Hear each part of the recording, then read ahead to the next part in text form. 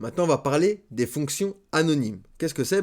C'est des fonctions. C'est les mêmes fonctions. C'est pareil, sauf qu'elles sont anonymes. Ça veut dire qu'on ne va pas la déclarer, elle n'aura pas de nom.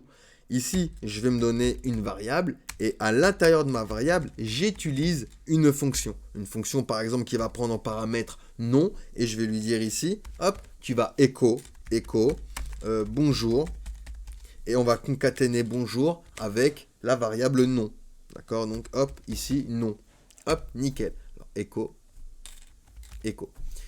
Voilà, donc nickel. Ici, à l'intérieur de ma variable saluer, j'ai une fonction qui a pour paramètre nom et qui va faire un écho bonjour nom. Donc ici, pour le moment, rien ne va s'afficher. D'accord?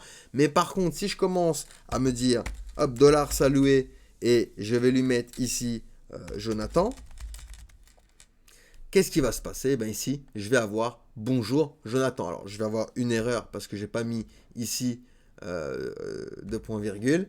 Et hop, ici, je vais avoir bonjour Jonathan. D'accord? Donc, dans cet exemple, nous avons déclaré une fonction anonyme en utilisant la syntaxe du coup $, nom de la fonction. Donc, dans une variable, on a enfermé la fonction dans une variable. Donc, ça, c'est une fonction dite une fonction anonyme. Ensuite, on a appelé notre fonction en utilisant son nom suivi de ses paramètres entre parenthèses. Tout comme nous le ferons pour une fonction déclarée de manière classique.